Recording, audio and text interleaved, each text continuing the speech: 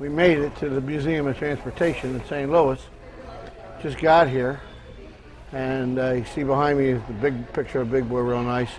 There's some old-time fires. You gotta understand, this is a lot more than trains. This is everything. You got fire engines in here. You got some other stuff, trolley over there. Real nice place inside, so on. So we're gonna go out and look at some trains. Looks like to me to be a light Mikado. Beautiful.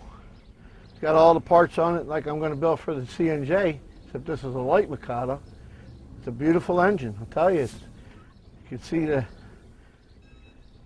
styling of it. Painted nicely. This is the Chicago and Chicago and Illinois Midland.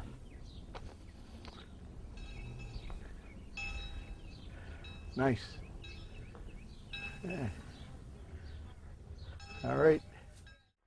We're looking at Norfolk and Western Y6B. No, I'm sorry, A. Right here, Y6A, which is, believe this is compound. These are the larger cylinders and the smaller ones back there. One exhausted to the other. Boy, this is a nice shape. They got it fixed up pretty nice. There's only a few of these around, man. I think down south they got them. It's pretty nice. And if the cameraman would follow me, the cameraman would turn the camera and follow me, turn it on the tripod. I'm over here. Okay. And here is the 5011. 210 Santa Fe. Huge locomotive. Beautiful 8-wheel trucks on it. Big tender. Santa Fe oil burners. Incredible. It's just incredible. And we're going to get a picture of the front in a second. Got a Kanawha down there I can see coming up. All right, this is the front end of the side of it actually. Santa Fe 210 I've never seen one in person. I've seen a lot of pictures. There's one out on the West Coast, 1.5 scale. Louis Soibelman had it built over a long period of time. Unfortunately, he passed away before he had a really chance to enjoy it. He ran it a few times. I don't know if you can get this. You see this up here? You can see that? Okay, that is the feed water heater. You see a number of them on it, on the more of a modern power. That's a Worthington. The hot water pump, cold water pumps down there, cuts up, line right here, goes in, that's the exhaust. Huge engines, man. Hey, well, we're looking at front of 5011, 210 It's incredible the size of these engines. Beautiful. Got the pumps up there as usual, everything. I kind of like the idea of this shed. It keeps some of the weather off. It's a pretty good idea, I think. And camera will follow me. It's a 284, same as a Berkshire nickel plate engine. It is a Berkshire. They call them a Berkshire, but every railroad wanted to name their own the Kanawha on the CNO. So it's the same thing. This was built by American locomotives, though. Just copied the design, basically, I guess. CNO, Chesapeake in Ohio. Okay, here we are at the Mighty Big Boy. It's a good chance to get a shot of from a distance. Usually you can't do that. A lot of places the big boys are, but this one here, they're painting it. A lot of work to be done, a lot of rust and stuff, but at least they're painting it up.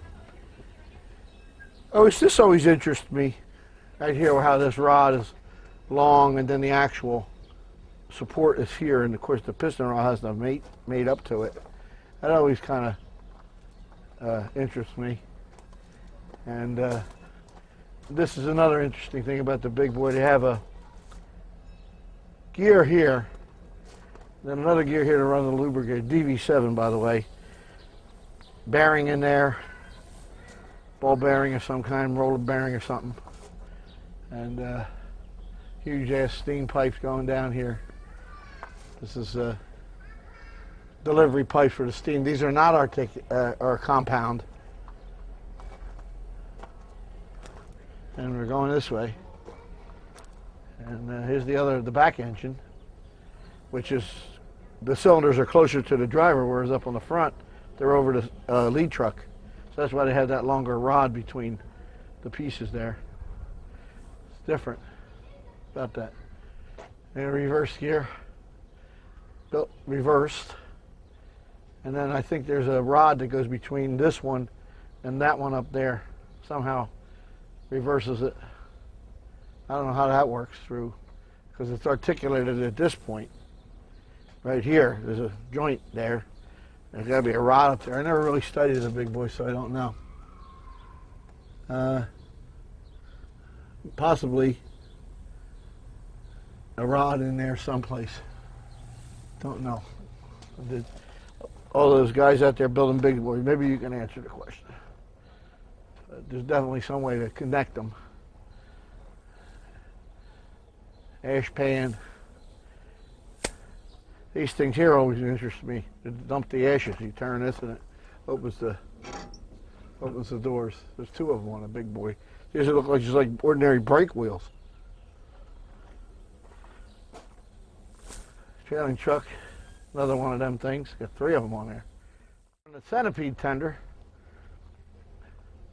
Five axle.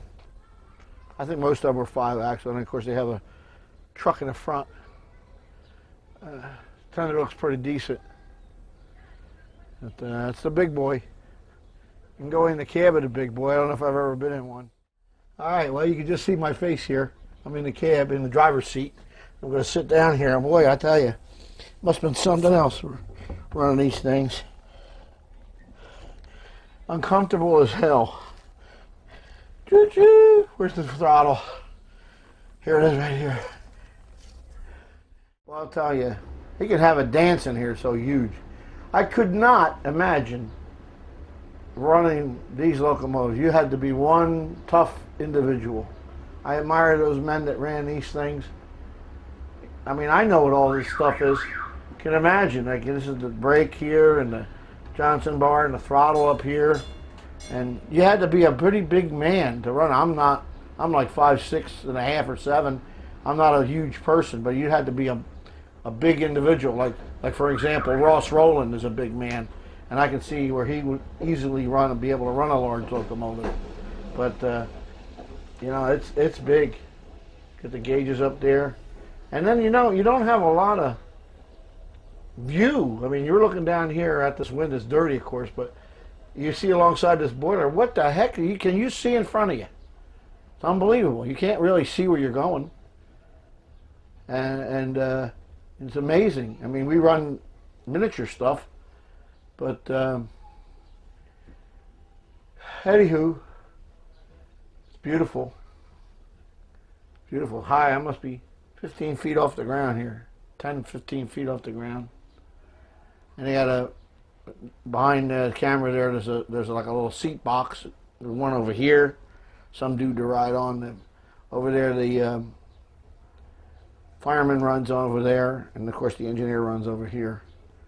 And I guess there's a little crank here. You crank the seat up and down. But still, I don't know if you can see it in the camera, there's a shield here.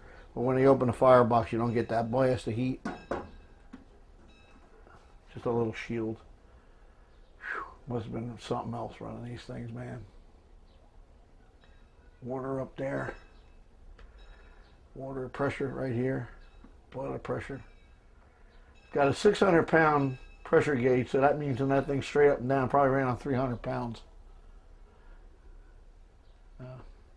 Big valves. I don't know what half of them are.